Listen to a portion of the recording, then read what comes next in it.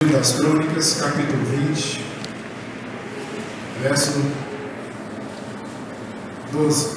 Texto extenso, mas lerei apenas o verso 12.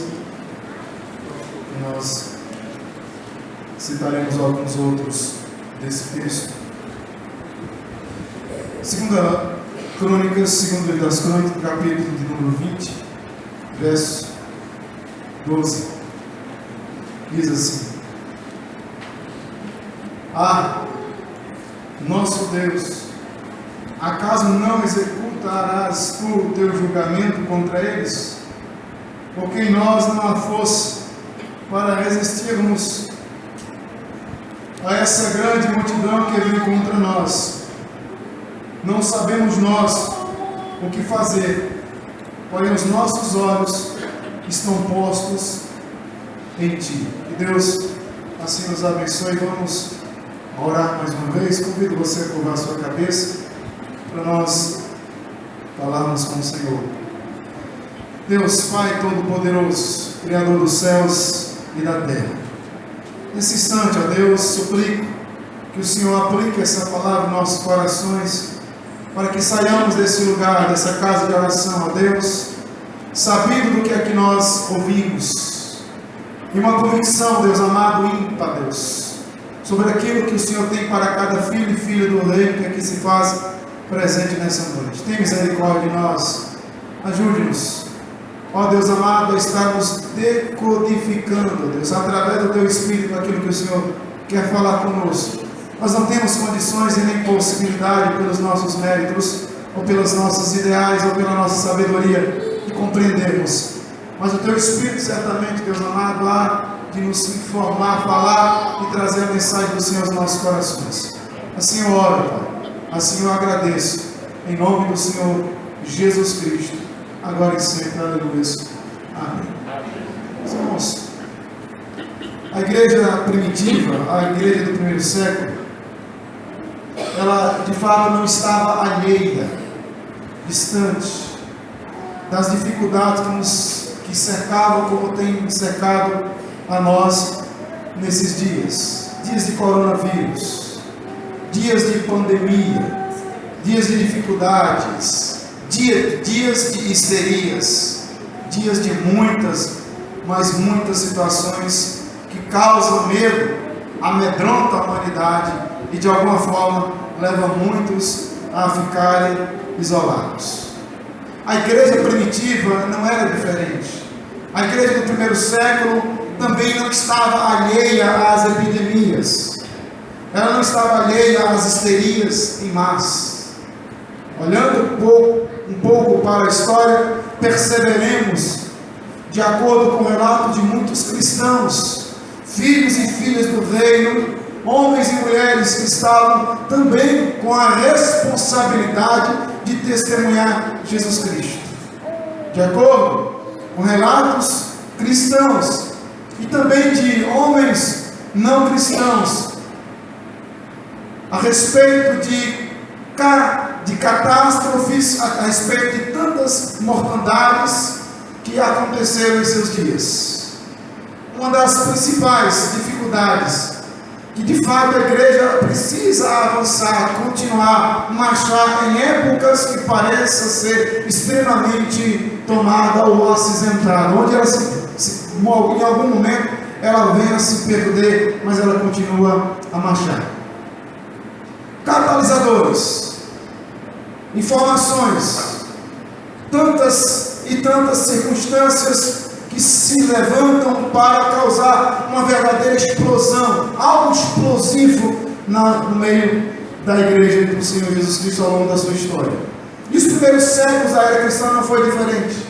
Mas a postura da igreja causou de fato uma impressão tão forte na sociedade do primeiro século, na sociedade romana, que até o imperador romano, os imperadores romanos, pagãos, queixaram os seus sacerdotes da religião pagã do império com respeito à ação que os cristãos faziam naqueles idos anos. Como eles se comportavam, como números de homens e mulheres que se inclinavam diante dos moribundos, diante das dificuldades, mas não retrocediam. Eles abordavam, eles se colocavam, eles se condoíam, eles não tinham medo. Então, o que os cristãos fizeram de uma maneira tão diferente, que chamou a atenção, que abalou o império naqueles idos anos do primeiro século. Como a igreja, ela abala de maneira positiva o império romano diante daquelas circunstâncias de verdadeiras epidemias e pragas que causavam medo nas pessoas. Há um relato que no ano de 249 a 262, ano Domini, que fala e narra a respeito da civilização, do que aconteceu na civilização ocidental, como ela foi a cidade de Roma e adjacências, como eles foram devastadas por uma pandemia. Uma pandemia mais mortal, muito mais mortal do que coronavírus. Segundo a própria história, ela vai narrar que a cidade de Roma perdeu cerca de 5.000 homens, 5.000 pessoas por dia por causa do surto, que até hoje os historiadores não conseguem entender e nem saber que tipo de praga foi aquela. Mas uma testemunha ocular escreveu que, embora a praga, que não tem como ser descrita, que não tem como demonstrar qual foi essa praga, mas ela não discriminava. Ela de fato não discriminava crentes e descrentes, livres e também os presos, os escravos. E ela vinha sobre todos. Então, tendo notado esse narrador, essa testemunha, de que houve de fato as respostas, todos, crentes e descrentes, livres e também escravos, todos foram alvejados de forma indiscriminada pela praga, pela epidemia, pela pandemia daquele ano, do ano 249 depois de Cristo. Mas era a resposta que eles davam, como os descrentes ou como os pagãos davam a resposta a essa pandemia, mas como os cristãos também davam a resposta a essa pandemia. Os que não eram cristãos assim agiam, assim se comportavam. No início então da doença, daquela pandemia, eles empurravam seus doentes porta fora. Mães que botavam seus filhos para fora de casa, filhos que botavam seus pais para fora de casa, para o que o mais longe eles estivessem, para não serem contaminados. Expulsavam seus próprios entes queridos, os próprios da casa, jogando-os nas estradas, esperando assim que eles morressem o mais distante possível deles, para eles não serem contaminados. Colocavam então sobre carroças e dizia para os empregados: leve daqui, leve. E nós queremos simplesmente evitar a propagação, o contágio dessa doença fatal. Então, evitando qualquer tipo de contato, pelo medo de pegar a doença, eles então expulsavam os seus queridos, os seus entes queridos. Esta era a ação, a resposta que o pagão dava. Mas então, os cristãos, diante da epidemia, o que eles faziam? Se a resposta não cristã era caracterizada pela autoproteção, autopreservação, evitar a doença a qualquer custo, a todo custo, a resposta cristã era o oposto. Quando os crentes ficaram sabendo que a cidade de Roma, a cidade de Alexandria foi tomada por aquele surto, daquela epidemia, daquela praga, eles foram para cima. Eles foram como verdadeiros salvadores ou enfermeiros, aqueles que se colocavam diante daquelas pessoas para ajudar, um copo com água, passando um pano umedecido, trazendo uma erva e colocava na boca, até porque a medicina não estava tão avançada. De acordo com o Dionísio, um historiador, a praga serviu como educação e teste para os cristãos em uma descrição detalhada de como os cristãos reagiram à praga. Ele descreve sobre como eles serviram honrosamente os doentes, até que eles mesmos pegassem a praga e morreram. Muitos morreram. Assim descreve ele, abre aspas: muitos de nossos irmãos cristãos mostraram amor e lealdade ilimitado, nunca poupando a si mesmo e pensando apenas no seu próximo. Indiferente ao perigo, eles cuidaram dos enfermos, atendendo a todos de forma indiscriminada, tanto parente quanto desconhecido, atendendo às suas necessidades e ministrando Cristo para aqueles que estavam moribundos, aqueles que estavam morrendo. Eles ministravam a graça, a pregação, a palavra de Cristo, e com eles partiram desta vida serenamente felizes. Que diferença, que respostas diferentes para o mesmo problema, para a mesma circunstância. O impacto desse comportamento foi duplo. Primeiro, o sacrifício cristão por seus irmãos crentes impactou o mundo incrédulo. Que amor é esse? Que comportamento é esse? Que atitude é essa que eles estão fazendo? Esse povo é extremamente diferente. Houve um testemunho maravilhoso de amor comunitário ao próximo como nunca se teve notícia em toda a história. Mas há um segundo serviço que essa atitude deles demonstraram: os sacrifícios cristãos para os não cristãos. Resultou que quando eles cuidavam daqueles não cristãos, e muitos deles sobreviviam, e alguns ouviram falar do cuidado que a igreja estava tendo com esses que estavam contaminados pela praga, eles ouviram falar assim: eu quero também isso na minha vida. Eu preciso dessa fé, uma fé capaz de amar ao próximo, uma fé capaz de se lançar no abismo do próximo, uma fé que ama além das circunstâncias mais adversas da vida.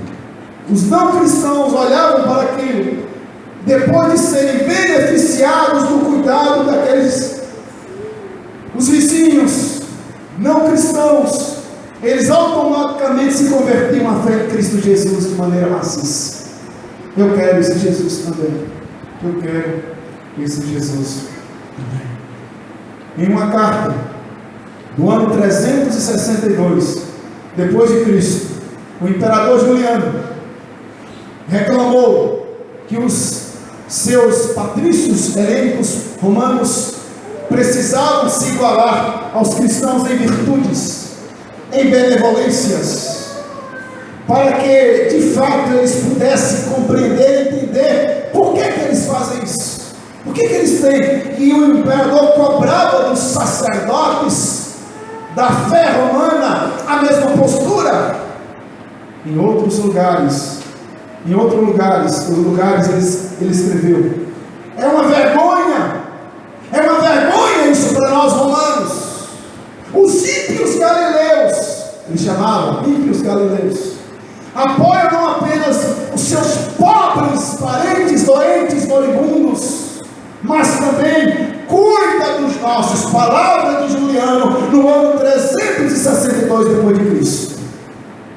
A igreja de Cristo testemunha na vida, e a igreja de Cristo testemunha na morte. A igreja de Cristo testemunha nos momentos de paz, mas a igreja de Cristo também testemunha nos momentos de epidemia, de pandemia, seja lá o que venha acontecer em suas fronteiriças.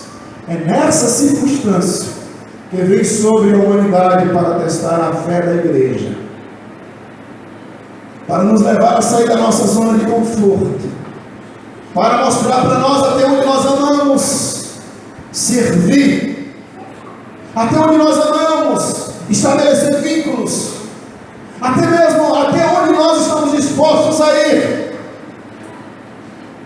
É nesse momento que devemos sair da nossa zona de conforto para amar e servir os nossos vizinhos, espalhando a esperança do Evangelho, tanto em palavras como em ações.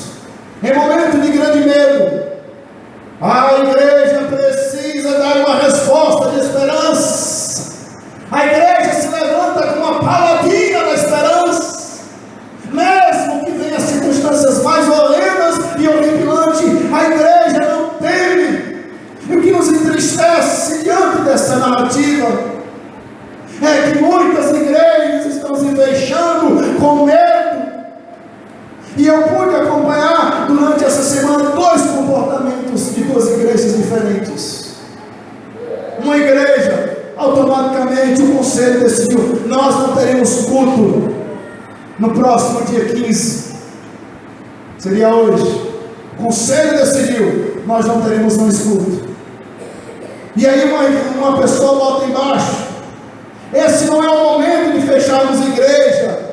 Esse é o momento da igreja estar aberta, porque é o momento que nós orarmos e invocarmos o soberano Deus.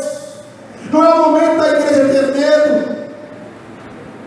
Mas uma outra igreja teve um outro comportamento, dizendo: nós manteremos as portas abertas, o culto acontecerá, mas queremos avisar os irmãos que têm uma idade acima de 60 anos, que fica desobrigado a vir ao culto.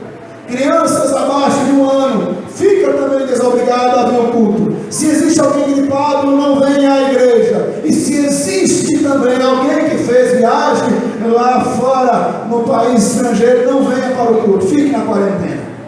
Mas a igreja não pode fechar as portas.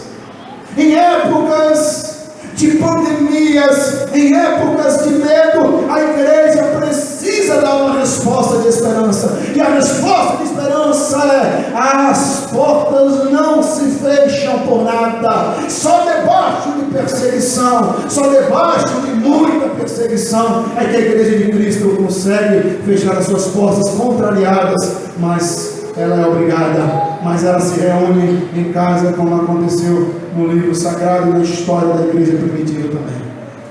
Isso tudo tem a ver conosco nesse texto.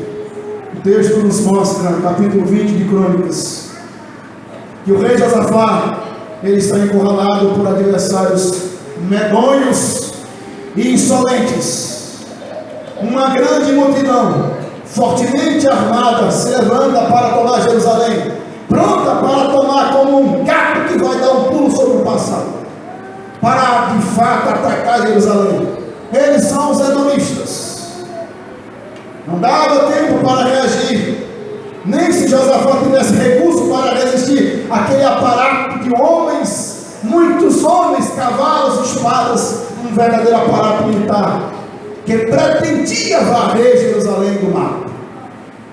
Ao saber da tragédia, humanamente irremediável, sem possibilidade de defender Jerusalém, Josafá teve medo.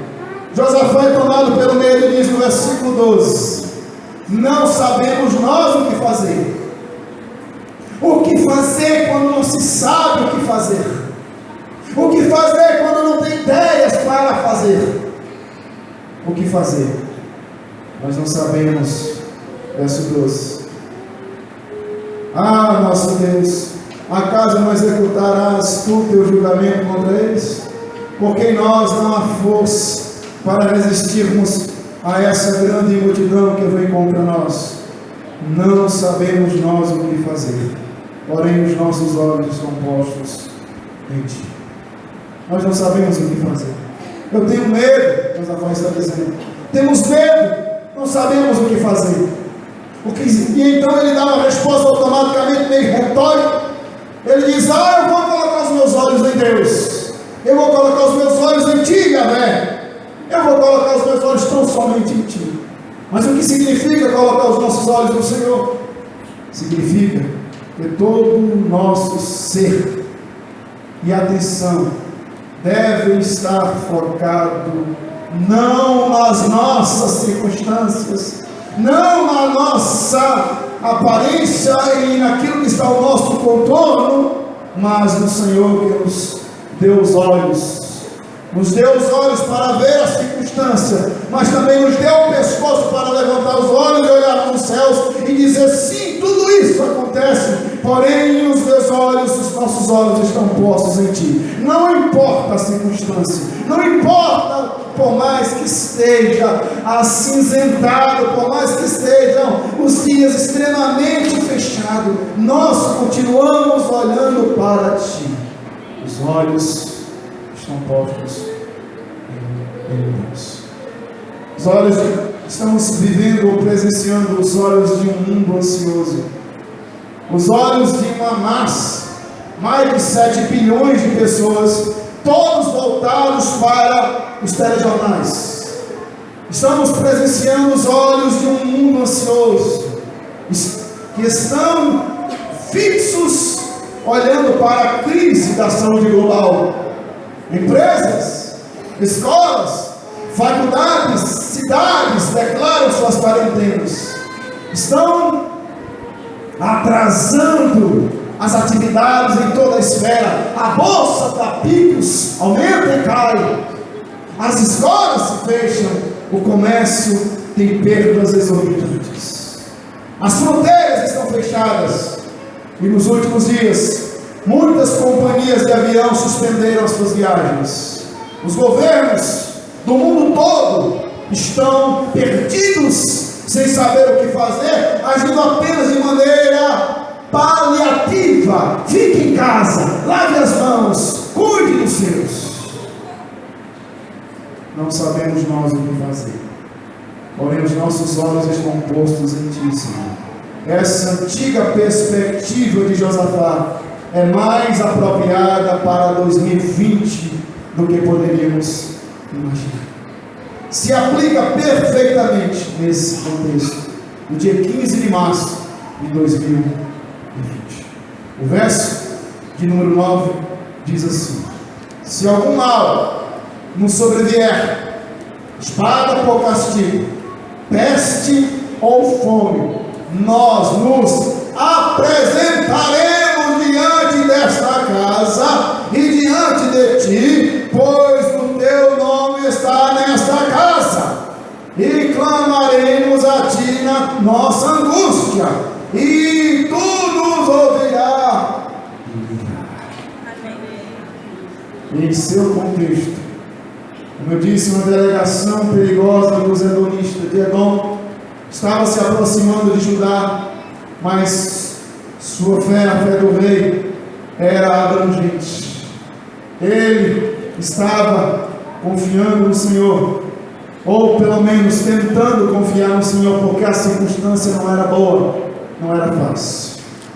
Apenas olhando aquele poder militar, aquele poder que havia sobre aquela grande nação, mas esperava um verdadeiro desastre, uma verdadeira circunstância difícil. Se algum mal nos sobrevier, o rei não esperava muita coisa boa. Josafá tinha uma disposição a confiar, independente do perigo, mesmo diante da peste, mesmo diante da praga, ele clamava a Deus. E dada a atual ameaça da pandemia, precisamos aprender a fazer o mesmo, não entrarmos em desespero. E aqui então apresento 3 aspectos da confiança de Josafá, que nos mostra um texto extenso, texto belíssimo, mas eu quero apenas mostrar 3 das características que nos mostra ações de Josafá, que podem nos ajudar em dias como o de hoje. A primeira coisa que nós olhamos no versículo 3: então Josafá teve medo. Então Josafá teve medo e se pôs a buscar ao Senhor Yahvé, e apregou jejum a todo o Judá. Confie em Deus. Confie em Deus para os seus medos. Tenha confiança em Deus, mas não negue: estou com medo. Nós não somos super-homens, diz o texto. Josafá teve medo.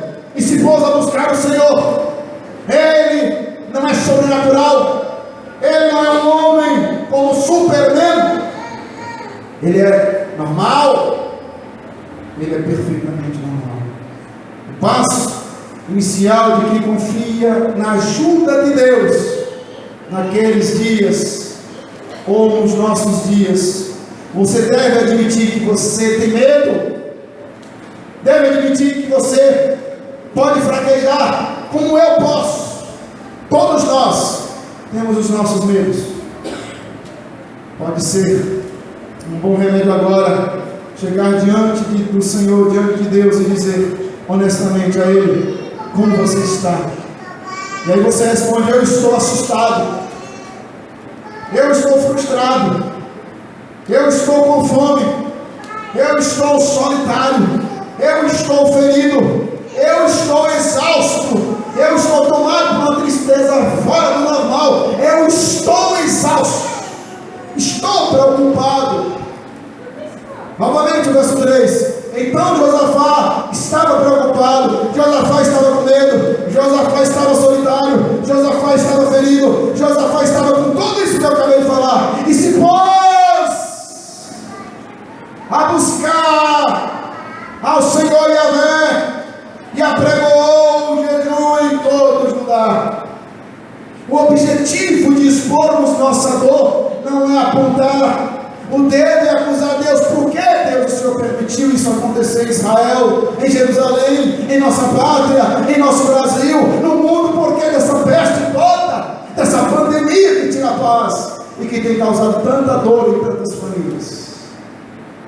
Mas não é botar e apontar o dedo para Deus, mas de sermos sinceros, confiando nele mesmo em dias de medo, mesmo em dias que haja preocupações mais profundas em nosso ser.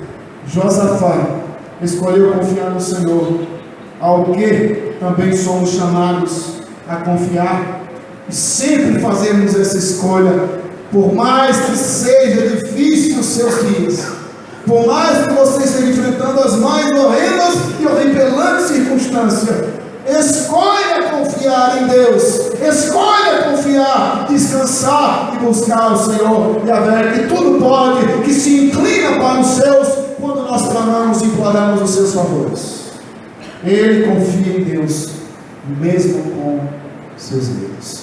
Mas o verso 3 e 4 continua nos mostrando que ele não apenas confia em Deus com seus medos, mas ele incentiva outros a confiarem também em Deus.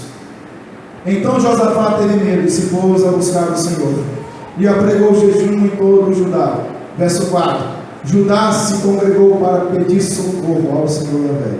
Também de todas as cidades de Judá veio gente para buscar ao Senhor Yahvé. Incentive outros. Mas eu estou com medo, eu tenho medo.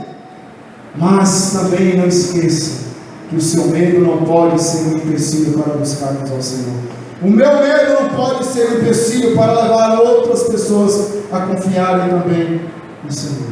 O rei sabe de onde vem a verdadeira ajuda e leva outros a confiarem, leva outros a irem buscar a esperança em dias caóticos, dias de caos, dias de dificuldades, dias extremamente difíceis, tomados por medo.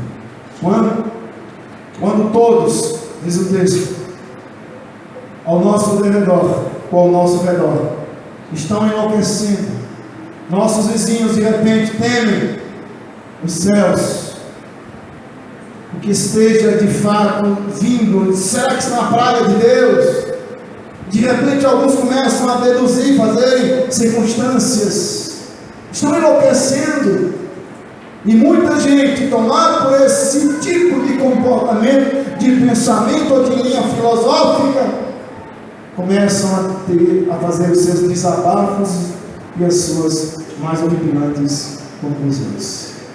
Devemos lembrar uns aos outros que servimos a um Deus amoroso, servimos a um Deus misericordioso, servimos a um Deus soberano, que não pode ser atingido pela pestilência ou pelos vírus. Convido você a abrir um texto muito conhecido, quando lá nos Salmos diz assim, Salmo 91, por favor.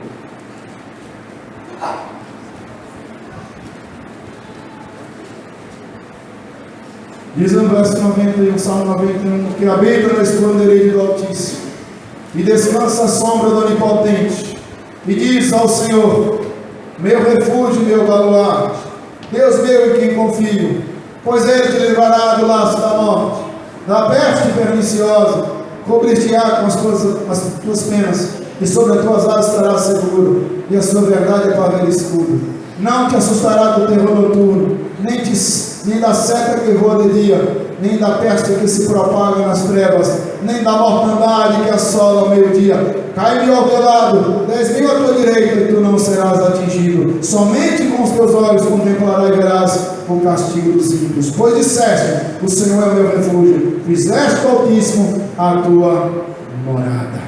Nenhum mal te sucederá. Nós temos que de fato ter responsabilidade, sim, mas nós não podemos perder o cerne. Deus continua sendo Deus.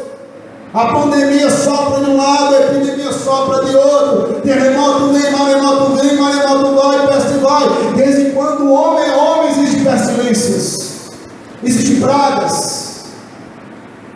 Na época da peste negra, que dizimou mais da metade da população, nós ouvimos tantos relatos belíssimos de homens de Deus. Ao levarmos nossas ansiedades ao Senhor em oração, podemos experimentar uma paz que ultrapassa o entendimento. Quando nós experimentamos essa tal paz e essa tal esperança que temos em Cristo Jesus, revelada em Cristo Jesus, as pessoas perceberão que somos diferentes. Assim como o imperador Juliano olhou para os crentes da igreja primitiva e disse: o que há com esse povo? Esses pseudos galileus,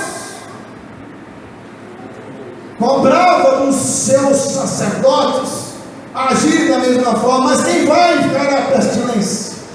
Quem vai encarar uma pandemia? Somente aqueles que não têm mais medo da morte, que entenderam o princípio que diz: porque para mim viver é Cristo, eu morrer é lucro. No final, a nossa fé é pessoal, mas a nossa fé não é privada. Podemos e devemos passá-la para outras pessoas através do testemunho. Alguém pode chegar e dizer: mas você não está assustado? Estou. Você não está com medo? Estou. Mas confio num Deus que tudo pode e que tudo vê. Esse é o Deus que sustenta as nossas vidas. Se viver, viveremos. Se morrer, morreremos. E Jó orou de uma maneira muito bela: o Senhor deu, o Senhor tomou, bendito seja o nome do Senhor. E por fim, nós temos que tomar cuidado e entender que Josafá tinha medo, mas buscava ao Senhor. Josafá, diante do medo, mas também incitava, conduzia outros no meio do caos a também buscar ao Senhor. Mas no versículo de número 5 a 12, nós temos essa oração belíssima de Josafá. O verso 5 diz: pôs-se Josafá em pé na congregação de Judá em Jerusalém, na casa do Senhor, diante do pátio novo, e diz: ai, agora Deus de nossos pais, porventura não és tu Deus dos céus? Não és tu que dominas sobre todos os reinos dos povos? Nas tuas mãos está a força, o poder, e não há quem te possa resistir. Verso 7: porventura, ó nosso Deus, não lançaste fora os moradores dessa terra de diante do nosso olho, diante do teu povo de Israel, e não a deste para sempre a posteridade de Abraão, teu amigo. Habitaram nela, e nela edificaram um santuário ao teu nome, dizendo: se algum mal nos sobrevier, espada ou castigo, peste ou fome, nós nos apresentaremos diante dessa casa e diante de ti, pois o teu nome está nessa casa, e clamaremos a ti na nossa angústia, e tu nos ouvirás e nos livrarás. Agora, pois, eis que os filhos de Amon e de Moabe, os do monte Seir, cuja terra não permitisse a Israel invadir, quando vinha da terra do Egito, mas deles se desviaram e não os destruíram. Eis eis que nos dão o pago vindo para lançarmos fora da tua possessão, que nos deste em herança. Verso 12: Ah, nosso Deus, acaso não executarás tu teu julgamento contra eles? Porque em nós não há força para resistirmos a esta grande multidão que vem contra nós, e não sabemos nós o que fazer, porém os nossos olhos estão postos em ti. Josafá clama a Deus. Josafá oferece um modelo de oração no versículo 5 a 12. Ele apela ao caráter de Deus, ele apela para as promessas de Deus, ele apela para as ações do passado. A oração está culminando no verso 12, concluindo nesse verso 12, porque em nós não há força para resistirmos os vírus, não há força para resistirmos a pandemia, não há força para resistirmos esse grande exército que se levanta. Nós não sabemos o que fazer, os médicos estão apenas dando um parecer, porém, os nossos olhos estão postos em ti. Talvez você se sinta assim, à luz das muitas falas, dos muitos canais de jornais, dos muitos sites que você tenha adentrado para ler, diante do coronavírus. Talvez você se sinta impotente contra um vírus o qual possa ser exposto. Sua família, seus entes queridos, mesmo quando não houver sintomas visíveis. Talvez a tua ansiedade aumente, porque os especialistas ainda não encontraram a cura, uma vacina para amenizar esta transmissão, essa circunstância de pandemia. Você, de repente, como eu, pode se sentir desencorajado ao ver o número de infectados e mortes cada vez aumentando a nível alarmante de mundo.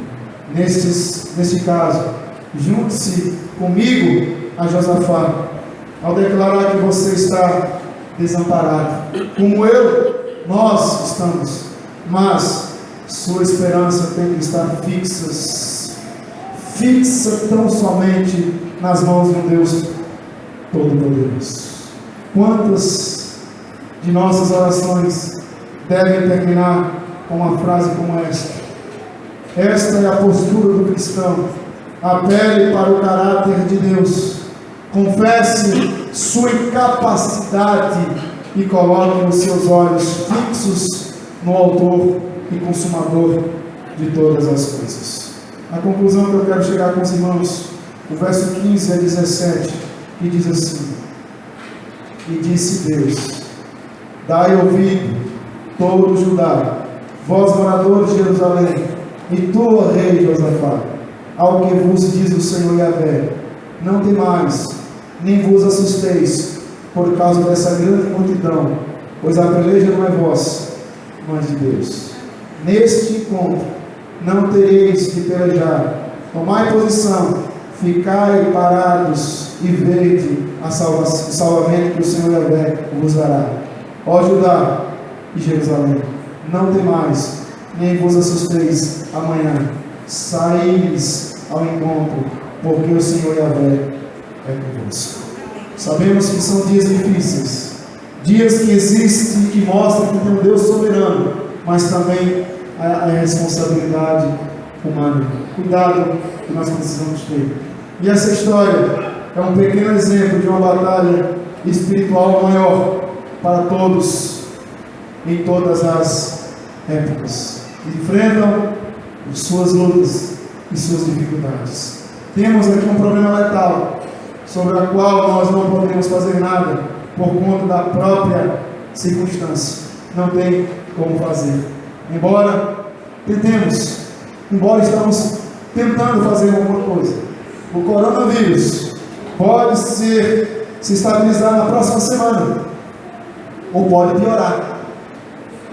Minha família pode ser poupada dessa epidemia, ou podemos nos tornar uma estatística. Ainda olhamos para a salvação do Senhor. Não importa o que venha acontecer. Se eu entro em estatística, glória, louvado seja o Senhor. Mas se o Senhor acabar com essa pestilência, louvado seja o Senhor. Não podemos de maneira nenhuma pensar de forma diferente, nos isolar. Você não é crente, você não é lavado e remido no sangue de Cristo. Você diz: eu sou, mas eu estou com medo. Todos temos medo, mas a igreja primitiva nos mostra, com os nossos medos, nós precisamos dar esperança para as pessoas que estão desesperançosas. Não porque, de fato, necessariamente nós estamos como homens e mulheres tomados por uma dose, de repente, de uma vacina que trouxe-nos a solução. O Espírito Santo de Deus vai nos proteger, e crente não vai morrer. Vai, muito crente já morreu, muitos servos do Senhor têm morrido ao longo da história, mas nós precisamos entender que o Senhor tem cuidado dos seus. Eu oro, como eu tenho orado, para que esse vírus seja erradicado, e para que a minha família da fé, quanto a minha família sanguínea, permaneça saudável. Mas Deus é bom, independente do que as próximas semanas trouxerem. Deus é bom o tempo todo. Lavo as minhas mãos com frequência, mas minha esperança não está firmada nesse esforço humano. Desejo uma vida longa para mim, com certeza, e para a minha família, tanto carnal, sanguínea, quanto a minha família da fé. Mas também sei que o objetivo da minha vida não é escapar da morte física. Não tem como escapar dela, se for pelo corona, ou outros vírus, ou outros acidentes, ou outras enfermidades. Nós vamos. Essa é uma tarefa tola. Tentar escapar da morte é tola. O objetivo é estar preparado para quando a morte física inevitavelmente vier, glorifiquemos, glorificando e desfrutando de Deus, adentraremos a presença dele. A morte não é o fim, mas uma porta que se abre para encontrarmos com Cristo Jesus. Muitos de nós escaparemos do corona, mas outros tantos, lá na frente surgirão outros vírus, outros e outros. Mas dia ou menos dia, nós seremos sucumbidos por alguma circunstância de morte. Mas como eu disse, nós não podemos esquecer de lavar as mãos. Mas antes mesmo de lavar as mãos, eu preciso ter convicção de salvação. Cristo em vós é a esperança. Que Deus abençoe, vamos orar.